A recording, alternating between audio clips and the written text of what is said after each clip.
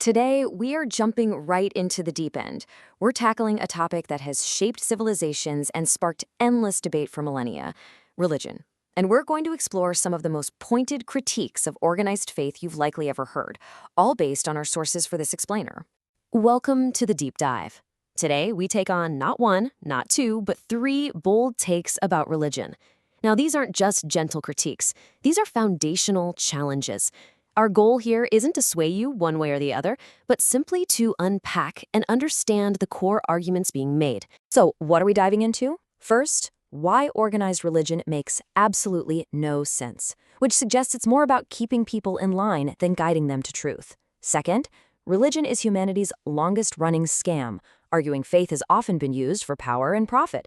And third, the brainwashing tactics used by all religions, Plato by Sapientia, exploring how belief systems shape minds and maintain control. All right, so here's how we're going to break all of this down. We'll start with the logic of belief, then move into the psychology of control, and finally, the structure of power. Okay, first up, the logic of belief. The sources we're looking at don't just nibble around the edges. They go straight for the foundation and question the very premise of religious belief. So here's the first big challenge the sources throw out there, and it's a pretty simple observation, right? Where you're born almost always determines what you believe. If you're born in Iran, chances are you're a Muslim. In Italy, you're probably Catholic. The argument here is that for most people, faith isn't some kind of discovered truth, but really more of a cultural inheritance. And this quote from one of our sources just puts it so bluntly. If belief is determined by a map of inherited tradition, then that's a direct challenge to the idea that any single religion can claim to be a universal, objective truth for all of humanity. And this is where our sources really draw a line in the sand. They frame this as a fundamental conflict between two opposing ways of thinking. On one side, you have faith, which they define here as belief without evidence. It starts with the conclusion. On the other side, you've got reason, which demands evidence before you can believe something. The core argument is that you just can't reconcile these two methods for figuring out what's real.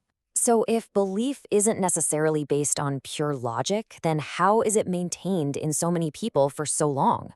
Well, that brings us to section 2, which dives into the psychology of control.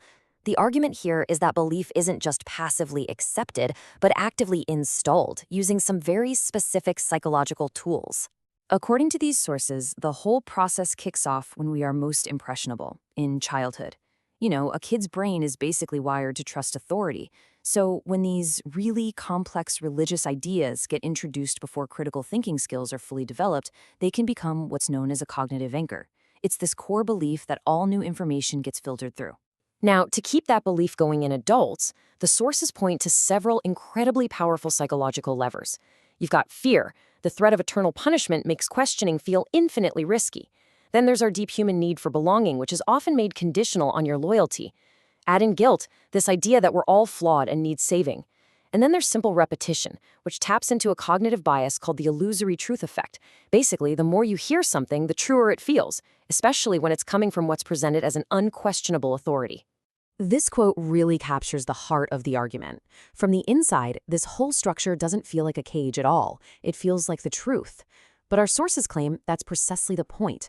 When your beliefs literally shape how you perceive reality, the control mechanism itself becomes completely invisible. Language itself is another key tool of control we need to talk about. Think about it. Words like sacred can act like conversation stoppers, right? You're not supposed to analyze something that's sacred. And then words like sin or heretic, they attach this heavy emotional penalty to disagreement, which effectively frames critical thinking as some kind of moral failure. Okay, so we've talked about the individual mind, but how do these psychological mechanics get scaled up? That takes us to our final section, the structure of power.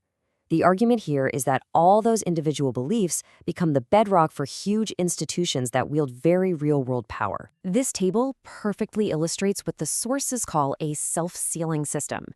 It's kind of like heads I win, tails you lose.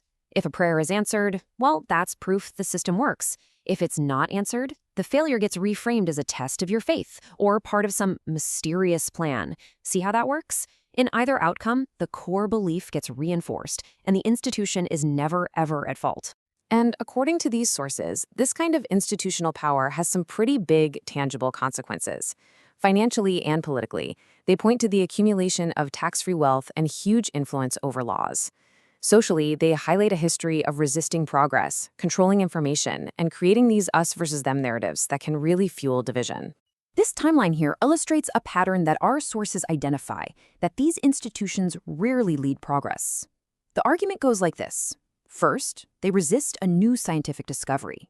But once that discovery becomes undeniable, they adapt by reinterpreting their old texts to fit. The sources frame this not as an evolution of truth, but as a flat-out survival strategy. So there you have it. Those are the arguments from our sources, a really deep and unflinching critique. Agree or not, these ideas make for a lively discussion. They certainly challenge all of us to think critically. And hey, if you found this thought-provoking, don't forget to follow, share with friends, and come back for more.